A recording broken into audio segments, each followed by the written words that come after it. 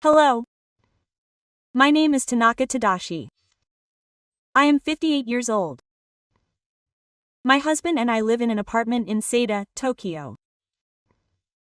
However, I have been spending a lot of time alone recently. This is because my husband often travels for work.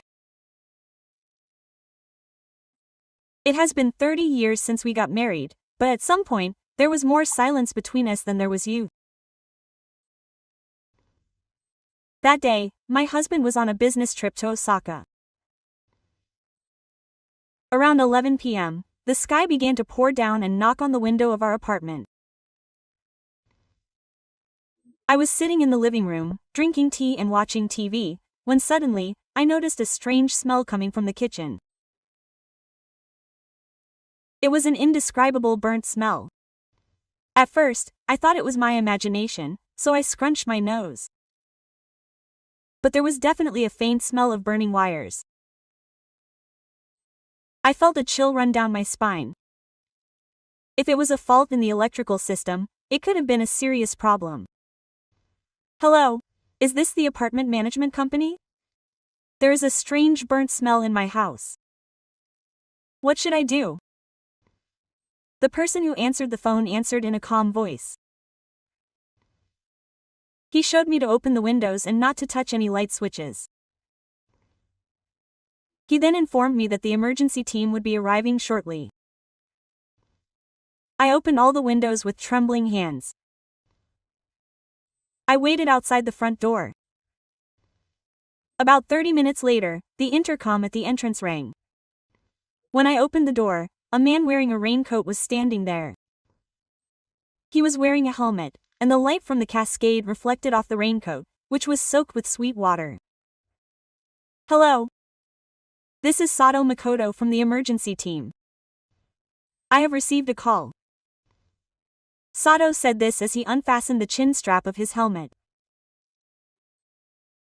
Seeing the drops of water dripping from the chin strap, I felt grateful that he had come out on this rainy night.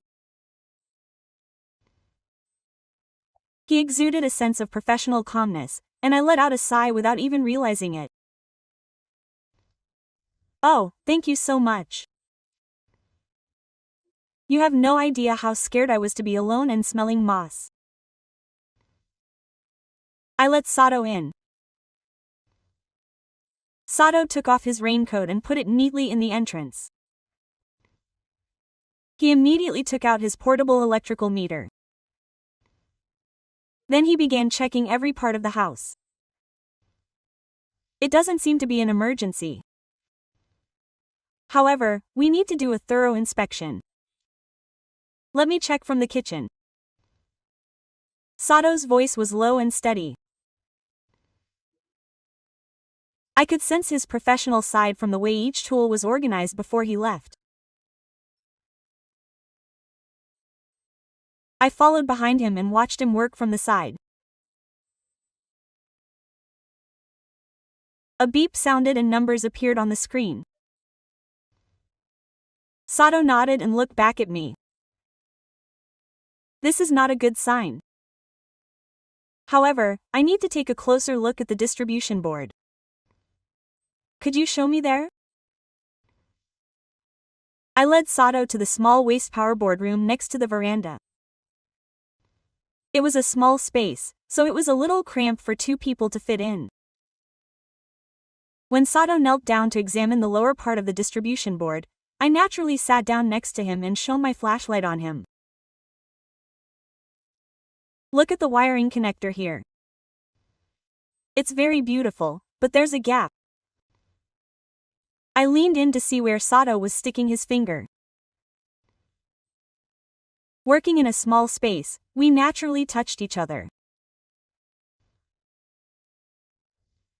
Then, at that moment, Sato suddenly said, I know you must be tired, but I can do the work by myself, so you can wait outside. Something about Sato's thoughtful way of speaking made me feel different. It wasn't just business-like kindness, but genuine concern for the other person. It was the kind of words I rarely hear from my husband these days. It's okay. I think it would be more helpful if I shined the flashlight for you, I answered. Then Sato glanced at me. I felt something warm in his gaze. It was probably a look of gratitude. This kind of thing can happen when the wiring repeatedly expands and contracts due to the heat from the high voltage board. It's not a big problem. It can be solved with a simple repair. Sato kindly explained it to me. Instead of using complicated technical terms, he explained it in kind words that I could understand. It was as if these small gestures of consideration were gradually awakening feelings that I had long forgotten. Outside, the rain continued to fall loudly. For some reason, the situation of being in the small high-voltage boardroom with this stranger felt unreal. Sato took a pair of pliers from his toolbox. He then carefully examined the wiring connectors under the distribution board. We need to tighten this part a bit. Could you hold the pliers for a moment? So they don't fall while I work. I nodded and took the tool that Sato offered me. Our hands touched as our hearts exchanged the tools. It wasn't a big deal, but for some reason my heart wavered a little. Perhaps it was because it had been a long time since I had done something together with someone on a day like this. Thank you. It makes things a lot easier when you help me like this, Sato said. Sato began to tug at the wiring with the pliers. We sat side by side in the small distribution boardroom. The warm heat from the distribution board spread throughout the room. Do you often have to go out like this? I asked hesitantly. I thought it would be better to have a conversation than to remain silent. Yes. It happens more often, especially on rainy or windy days. The wiring gets strained when the weather changes, Sato answered while continuing to work. Sato's procedures were good. I could tell that he was an expert who had been working for a long time. You must be tired. It's okay to come out at this late hour. Actually, I'll be alone when I get home, so Sato stopped working for a moment and said, I could hear the loneliness in Sato's voice. I wanted to ask more questions, but I held back. It's rude to talk about your private life with someone you've just met. Oh, it's okay now. I'll measure it once.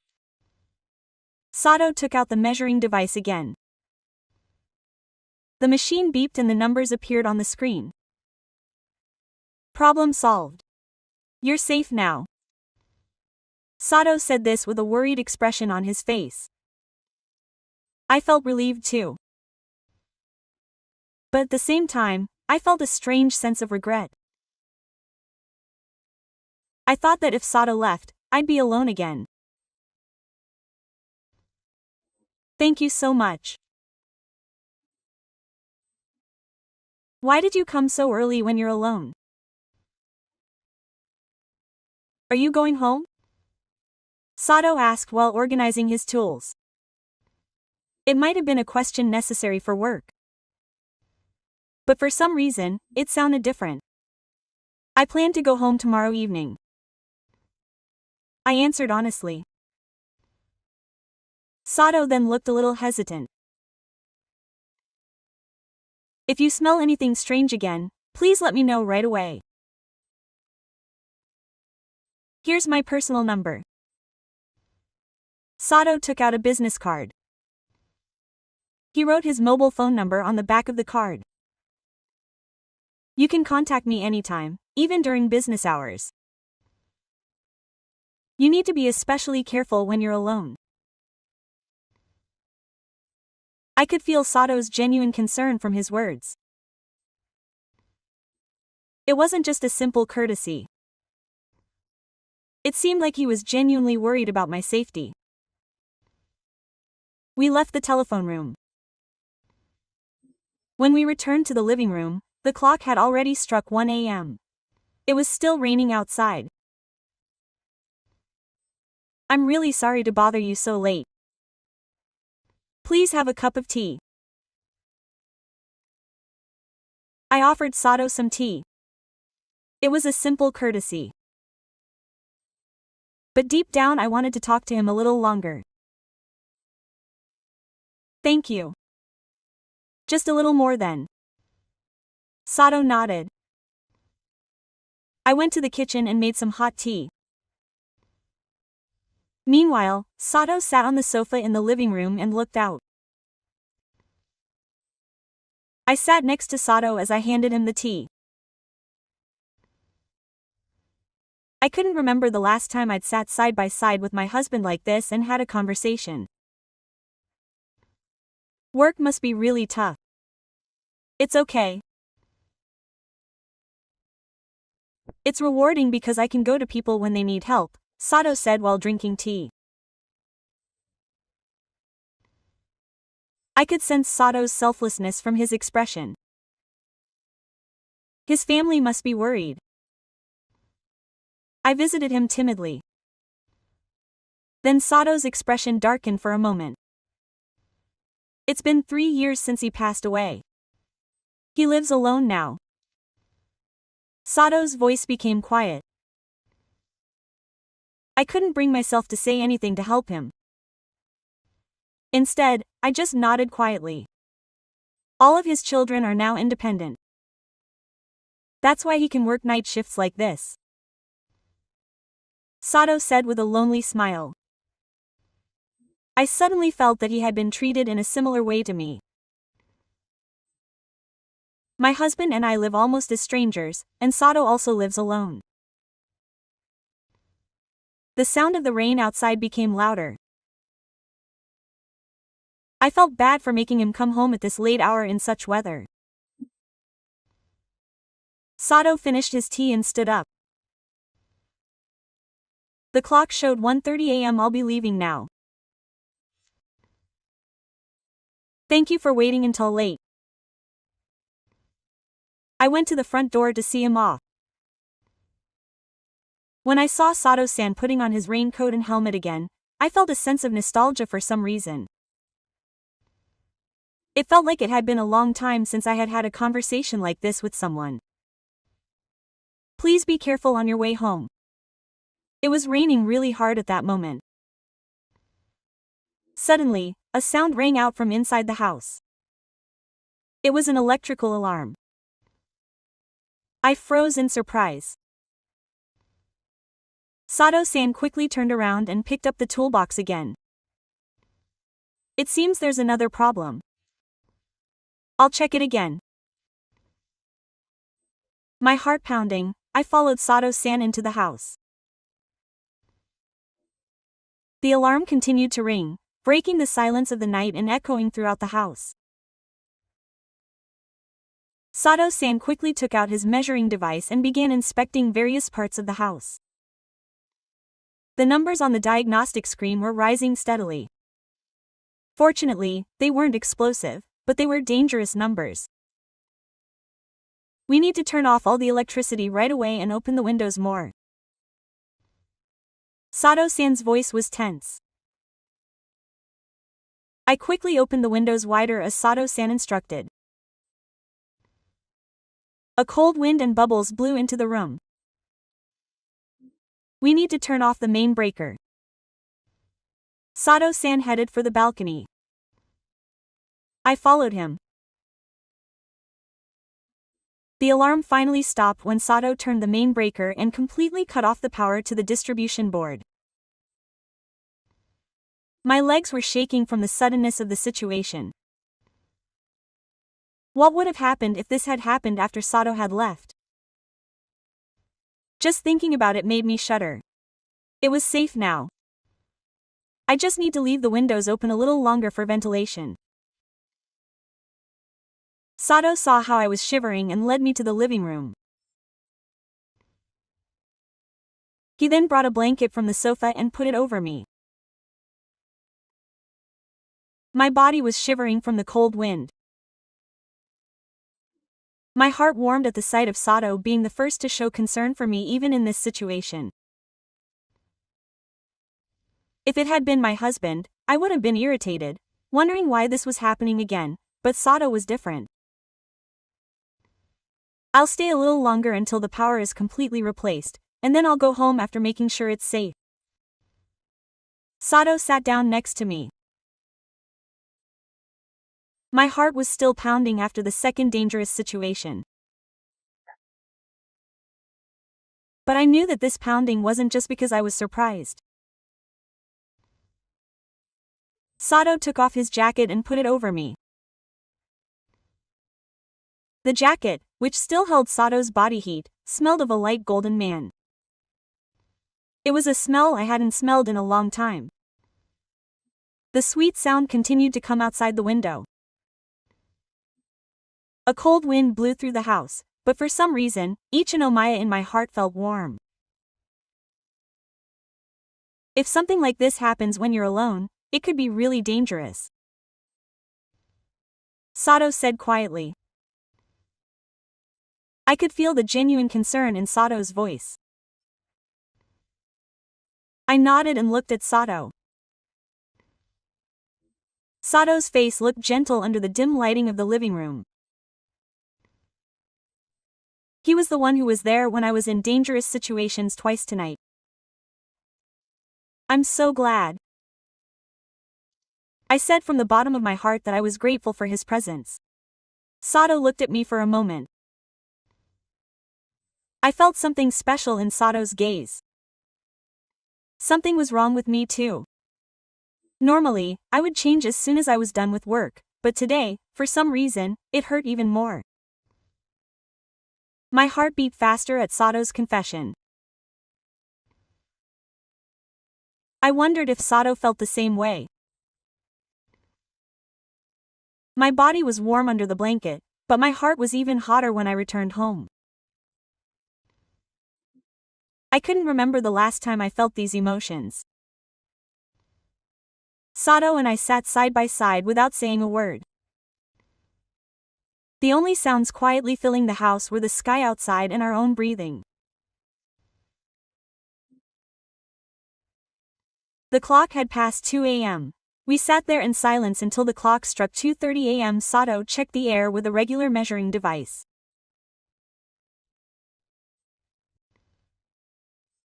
After confirming that the readings had dropped to a safe range, Sato showed a worried expression. It is now safe. However, I recommend that you have a professional check tomorrow morning. Sato said. However, when I looked outside, the rain was falling even harder. I could even hear the thunder. It would be dangerous to go out in this weather. I am really worried. I said this with genuine concern. Sato also looked out the window with a troubled expression. But we have to go home. It's okay. However, contrary to Sato's words, the situation outside looked really serious. The wind was blowing so hard that even an umbrella was useless. We can't go. It's really dangerous in this weather. Please rest here for a while and come back when the rain stops in the morning. I said it again. Sato seemed to hesitate for a moment. But it's okay to be in someone else's house at this late hour. You've helped me twice tonight, haven't you? Of course I should be the one to help you. I said firmly. In fact, deep down I wished Sato-san had stayed a little longer. In the end, Sato-san nodded. Well then, I'll let you rest for a bit before heading home. Thank you very much.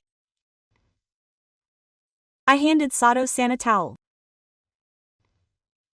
I was wearing a mountain coat earlier, but my hair was a little wet. Would you like to take a shower?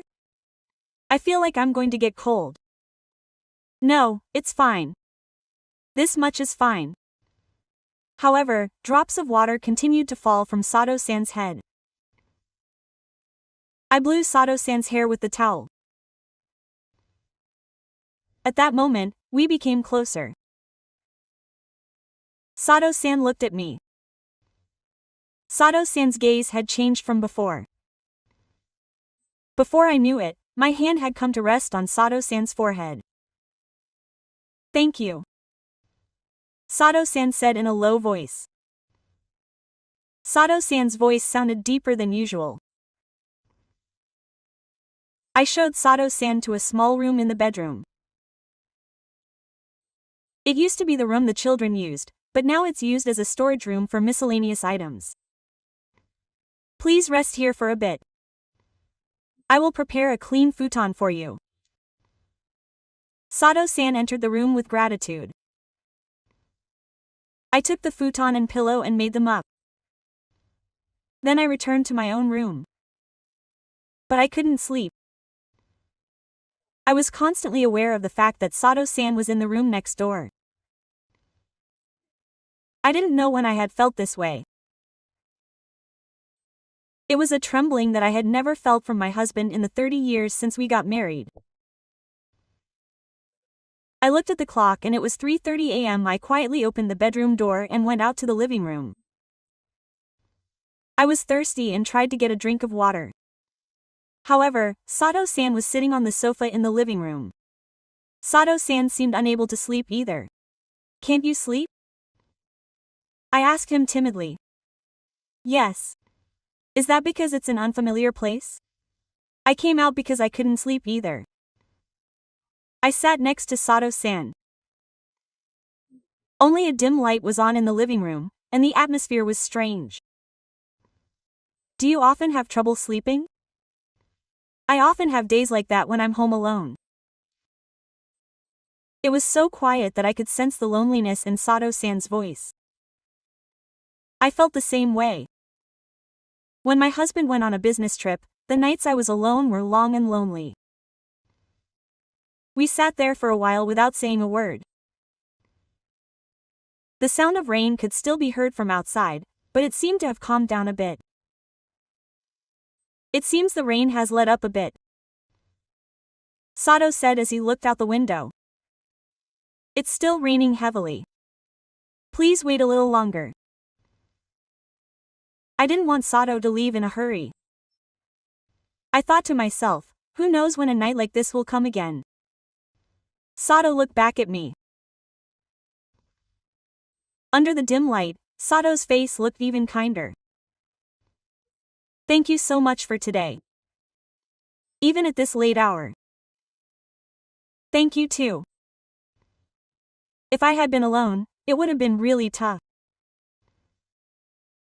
Our conversation naturally drifted into feelings of concern for each other.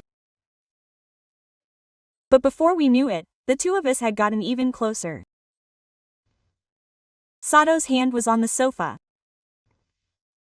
Without realizing it, my hand was close to the hand that was holding the umbrella. It was so close that it was almost touching, but not quite. If you're ever feeling anxious when you're alone, please contact me anytime. I'll come running, Sato said in a low voice.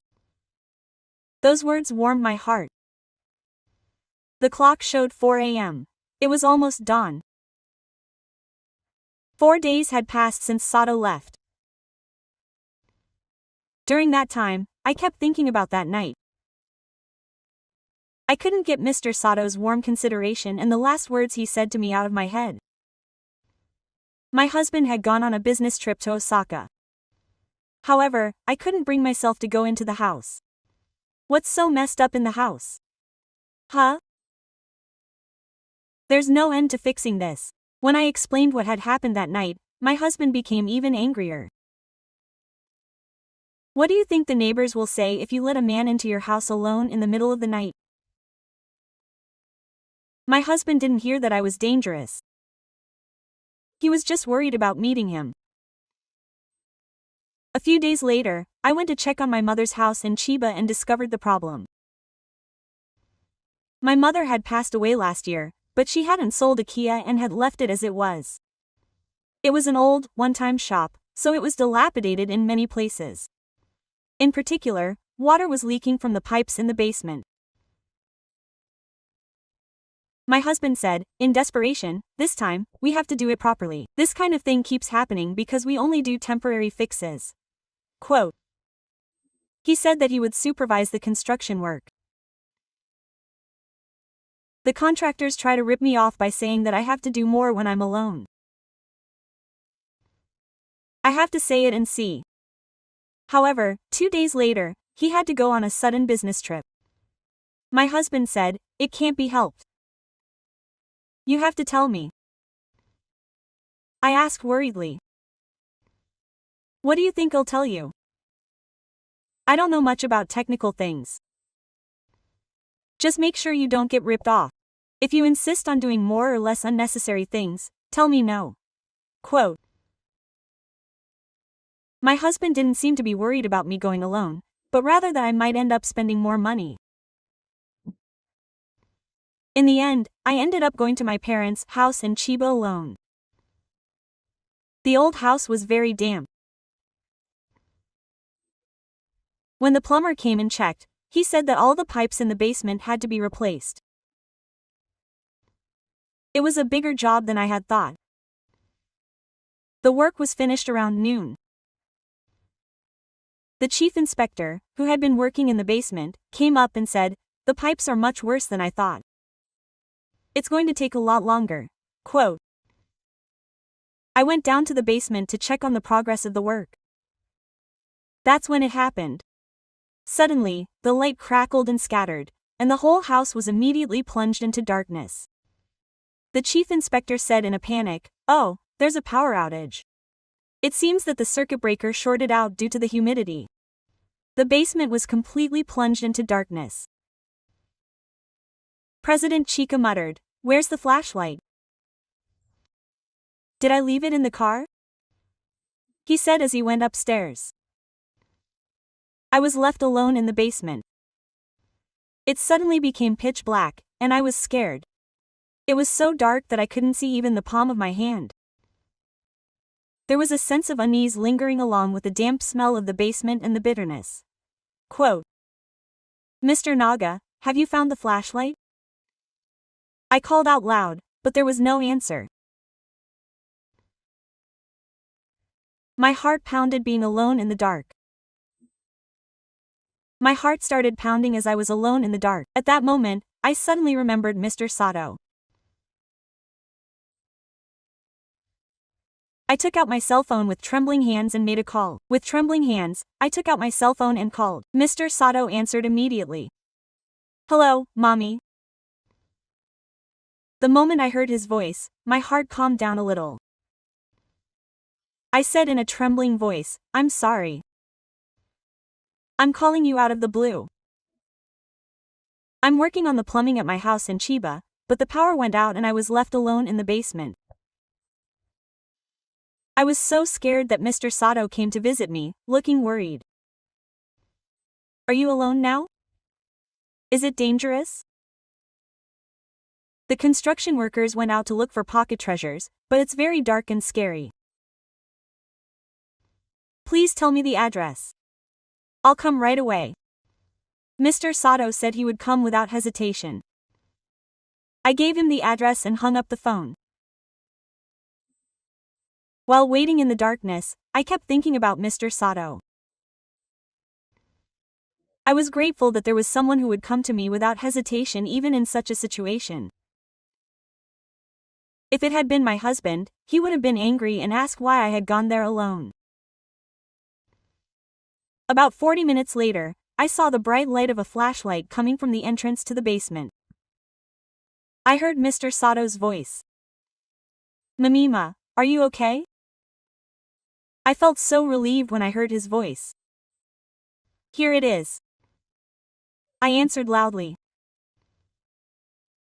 Mr. Sato came down to the basement with the flashlight. The faint light pushed away the darkness and I could see the world again. My heart started pounding again when I saw Mr. Sato approaching me with the flashlight. He was like the old savior. Mr. Sato first checked on my condition. Are you injured? The light from the flashlight shone on my face and our eyes met. I answered in a trembling voice. Yes, thank you. Sato-san's gaze was truly filled with concern. At that moment, the pocket charm shook and the light brushed the line of Sato-san's lips. Suddenly, silence fell. The only sound in the basement was the breathing of the two of us. Sato-san said in a low voice. It must have been scary. Sato-san's voice sounded even warmer in the darkness. I nodded honestly. Yes. I was really scared. Thank you for coming, Sato-san. I'm glad you're not late. I'll check the power status. Sato-san said this as he handed me a small pocket charm. Follow me. It could be dangerous, so you mustn't come alone.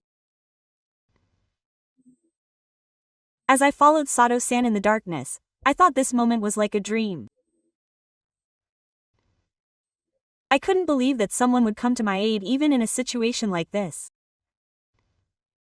After Sato-san restored the power, President Chika returned. He apologized for being late because he had gone a long way to look for a flashlight. Mr. Sato explained the electrical situation to President Chika, and the construction was completed without incident. All work was finished at 6 p.m. after President Chika finished cleaning up and left. Only Mr. Sato and I remained. Thank you very much.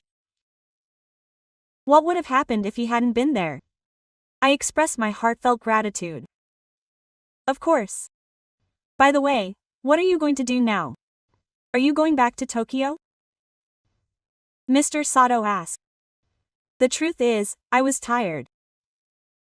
I had been supervising all day and was exhausted, and the power outage incident had also taken its toll on my mental health. Yes. I have to go back. However, I think it will be too late to take public transportation. Should I give you a ride? We're headed to Tokyo anyway. I hesitated at Mr. Sato's suggestion. It was too late to go back by public transportation alone, and I was tired. Then please do. Thank you very much. We got into Mr. Sato's car and headed for Tokyo. Soft music was playing in the car, and the darkness of evening spread outside the window. Today was a really tough day. I said, you must have been very surprised. It would have been really dangerous if you had come alone. Sato-san said worriedly. I could hear the genuine concern in Sato-san's voice. After driving for about an hour and a half, we arrived in front of our apartment building. I looked at my watch and saw that it was past 8 p.m. Thank you so much. I thanked him again as I got out of the car at such a late hour. It's okay. I'm glad I could take you home safely. Sato-san said with a warm smile. However, when I got out of the car, Sato-san got out too. I'll take you home. Sato-san's consideration warmed my heart. We walked side by side to the entrance of the apartment building. Thank you so much for your hard work today. Please have a cup of tea and enjoy yourself. I said this from the bottom of my heart. I thought I should show Sato-san that much courtesy for helping me at such a late hour. Are you okay? It's very late, but my husband is on a business trip and I'm alone. It's okay. Sato-san hesitated for a moment and then nodded. We got into the elevator and went up. I could feel Sato-san's body heat in the small space. I was at 11 all day, but now it felt like it was just the two of us. The moment I opened the door to the house, the atmosphere suddenly changed. I realized that it was just the two of us in a quiet house. Please have a seat. I'll prepare some tea. I led Sato-san into the living room. Sato-san carefully grabbed my wrist as my mind turned to the kitchen. Mommy-san, Sato-san's voice calling my name was different from usual. I turned and looked at Sato-san. The moment our eyes met, all the emotions that had been building up throughout the day came flooding out at once. Sato-san took a step toward me. I felt it when I was with you. My heart warmed when Sato-san confessed that he could have these feelings again. I felt the same. I feel the same. When I answered in a trembling voice, Sato-san came closer. Sato-san's hand stroked mine carefully. The emotions that I had been crying for so long flowed through my entire body. Sato-san's gaze was sad. I felt the same as Sato-san. In the quiet house, we couldn't hide our feelings for each other. All the moments we spent together today were connected to this moment. Sato-san embraced me carefully. The warmth I felt in Sato-san's arms made me forget all the fatigue of the day. Only a dim light was on in the living room, and a faint light was coming in from outside. This quiet night, just the two of us, had begun. That night was the most special night of my life. The time I spent with Sato-san felt like a dream. When Sato-san was leaving at dawn, he held my hand tightly and said to me, "I'm so happy today." A few days later, my husband came on a business trip. As soon as he entered the house, his face twisted when he saw the new doll I had bought. "Do you think money will fall from the sky? I told you not to buy such a useless thing." Quote. As he said this, he suddenly pushed my doll roughly. I lost my balance as I hit the wall.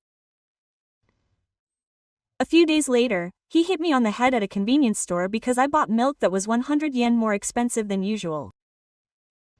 I became more and more afraid of my husband, who would use violence over a 100 yen difference. As I spent my daily life with my husband like this, I missed Sato-san even more. One afternoon, I received a phone call from Sato. "Would you like to meet me when you have time?" I answered yes without hesitation. On the day of the appointment, I had carefully selected my clothes for the first time in a long time. Sato, who was staying at the quiet hotel, fell in love with me as soon as he saw me. "Has something difficult happened?" When I called, Sato asked me with concern in his voice. I told him a little about my husband. Sato's expression darkened. "You shouldn't treat me like that. You are someone important to me." Sato's words brought tears to my eyes. "When was the last time someone told you that you were important to them? Would you like to have dinner with me? I know a quiet place." The place we went to was a traditional Japanese restaurant. Sato carefully served the food in a private room. His small consideration warmed my heart. When was the last time I was treated like this? When I arrived, Sato gently held my hand. Of course, I should have accepted it. That was when it happened. Suddenly, my cell phone started ringing. It was a free call from my husband's face far away. My face stiffened for an instant. Sato sensed the situation and said quietly, "Please take it out." I answered the phone with trembling hands. "What are you doing?" My husband's voice was cold and commanding as usual. "I'm watching TV at home." A whirlpool appeared. The way Sato stared at me hurt. "I'll be home early tomorrow. Prepare lunch." As soon as the conversation ended, the phone suddenly hung up. There was no greeting or thank you for your hard work. Silence fell. Suddenly, reality hit me hard. Sato said in a low voice, "That person doesn't care where you are or what you're doing right now, does he?" Sato's words pierced my heart. It really was. My husband didn't care what I did. But I'm different. I'm concerned about your daily life and want to know if you're smiling or sad. Sato held my hand tighter. I don't want to go home. Without realizing it, my honest feelings began to pour out. Then please don't go home today. My heart skipped a beat at Sato's words. But reality held me back. My husband said he would be home early tomorrow, so if I wasn't here tonight, things would be tough. Please come a little later. It wasn't even 10 o'clock yet. Mr. Sato said, holding my hand tighter. After some hesitation, I nodded. We moved to the hotel's lounge. We sat side by side on the sofa with soft music playing, but when Mr. Sato put his hand on mine, my whole body trembled. When was the last time I felt this tremor? Would you like to start a new life with me? My heart danced at Mr. Sato's earnest confession. I could feel his sincerity in his gaze. At 11 o'clock, I finally returned home. As soon as I entered the house, I heard my husband's cold voice. His face, sitting on the sofa in the living room, was stiff. Where have you been? At this hour? I hurriedly answered that I had met a friend. But my husband started talking while telling me not to lie. Suddenly, my husband stood up and approached me, and I could smell alcohol. At that moment, my husband's cell phone rang. He hurriedly answered the phone and went out of the living room.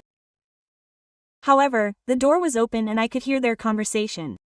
Yeah, it's me. Sorry I couldn't meet you today. Come to the hotel tomorrow if you have time. My heart dropped. He was talking to his wife on the phone. His voice was completely different from usual. It was gentle and affectionate. When my husband hung up the phone and came in, I couldn't say anything. Then my husband started questioning me again. He said, "If you don't tell me exactly where you were and what you did, I won't let you get away with it." He grabbed my arm roughly and said threateningly. I was so angry that the same person who had just reported me to another woman was treating me like this. That night passed with my husband's questioning and suspicion. But I couldn't get over the shock of catching my husband in the act of cheating. A few days later, I called Sato and told him that my husband had started to suspect me. I also told him the truth about my husband's affair.